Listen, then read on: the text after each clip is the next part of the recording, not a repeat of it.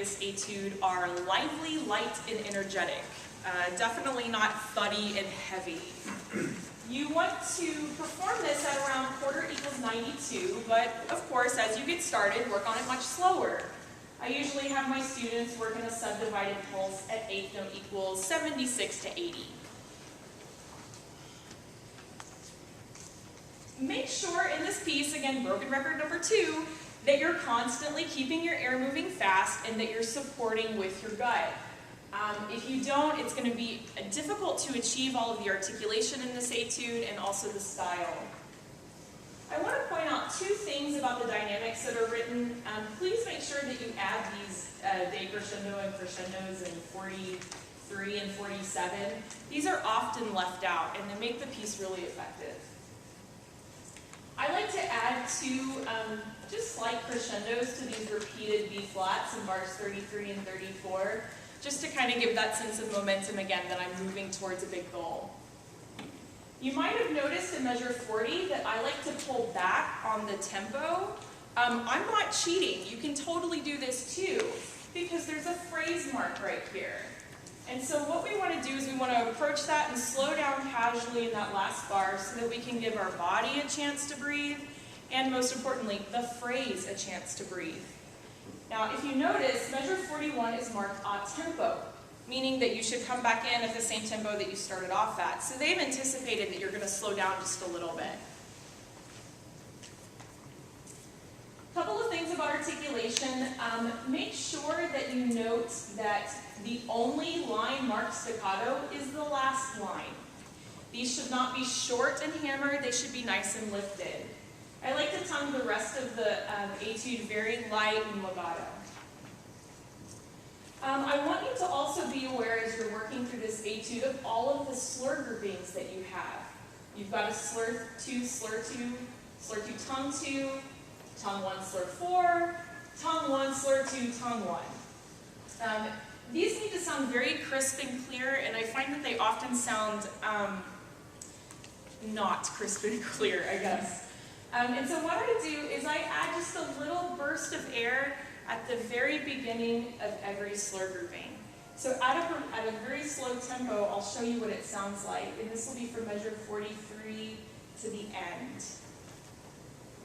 Oops.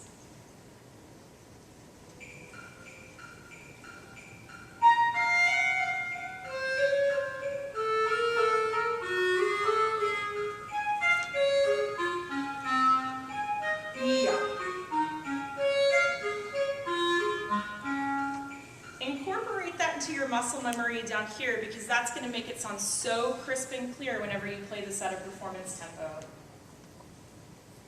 Okay, I have quite a few fingering suggestions, so bear with me. The first is to leave down some resonance fingerings in measures 33 all the way to 35. I like to push down the bottom 2 fingers of my right hand for these guys. This is so that the B flats sound nice and resonant, and also so that you can get up to that clarion E flat with ease. Your C flats or B naturals in this piece need to stay on the right hand when possible.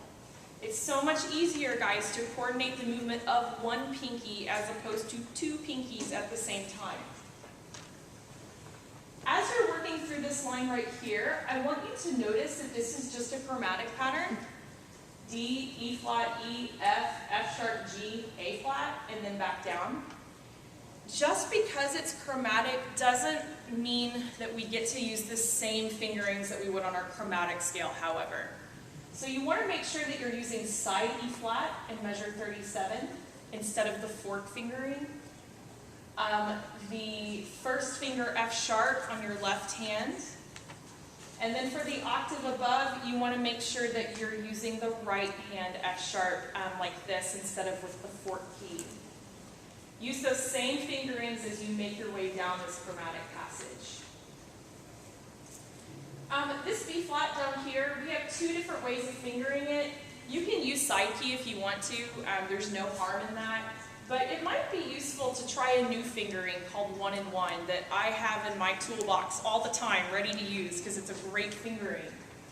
So this B flat here, you can finger like this. And it's simply thumb register with the first finger of the left hand and the first finger of the right hand. Now I have to warn you, if this note does not respond well, simply check the alignment of your bridge keys and make sure that they're flush. If it still isn't responding well and your bridge keys are flush, what's happening is your clarinet is out of alignment. And you need to adjust your bridge keys just slightly askew and try it out and see if it works. You should not have to adjust your bridge keys so far that your wrist is like this and you're playing like a zombie or something. So if that's the case, take your clarinet to a repair person and it's a very quick and easy fix on the bridge keys. The most difficult part about this etude are these octave jumps that we have between measures 37 and 40.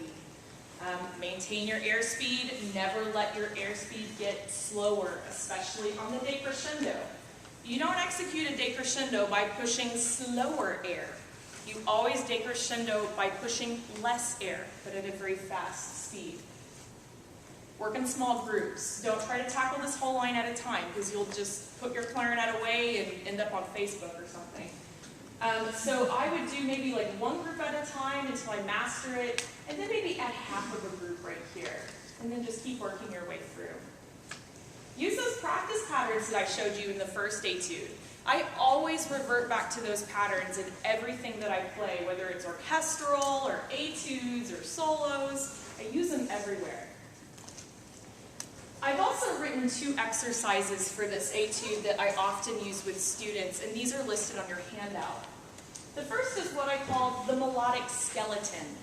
And all this is I have just extracted all of these low notes in the line, because these are the notes you want to emphasize. Not every single note needs to sound emphasized, otherwise it's going to sound like machine gun 16th notes, and they shouldn't. So here's what the melodic skeleton sounds like.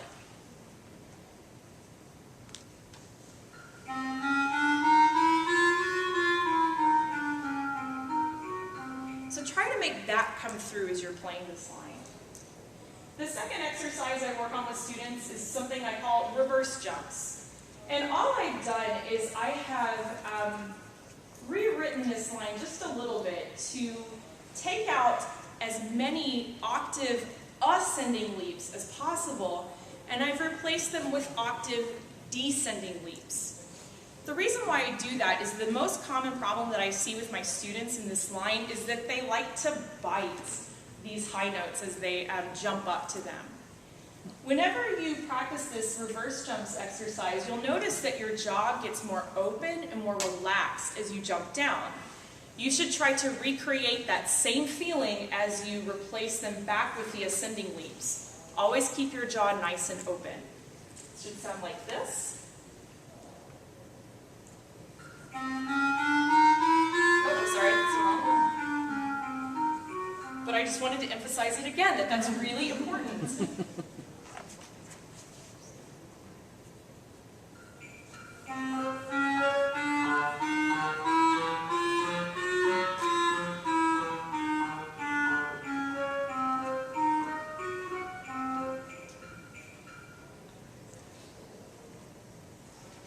Some final thoughts before you prepare this music. Enjoy it. It's fun. These are 2 of my favorite etudes in the book, and I have, a personal favoritism towards the second etude because I actually used that one for my ATSSB All-State etude like 1.5 million years ago. So enjoy it, have fun. Try to think of some sort of story that the music reminds you of, and try to express that in your playing because it makes you so engaging and interesting to listen to. Practice early and practice often. What is today, July 24th? Isn't everybody starting band camp next week? I know I am. I'm in summer band too. So make sure that you practice in the last couple of days of freedom that you have left. Get as much of this etude learned as possible. Also, don't neglect your scales. This is the biggest mistake you can make. Because the scales are the first thing we're going to hear as your judges. And if you can't play your scales, we're not going to put you in the all-state band because you're going to have to sight read so much music that's based on your major scales. So if you can't play those, we're not going to feel comfortable putting you in these higher bands. Use the metronome. This is my biggest fail as a student. I didn't use the metronome until my senior year. The judges behind the sheet are tapping along with you ever so gently, just waiting for any sort of fluctuation in pulse so we can count off points. We're really not that mean, but we do make sure that you're staying in time because that's so important.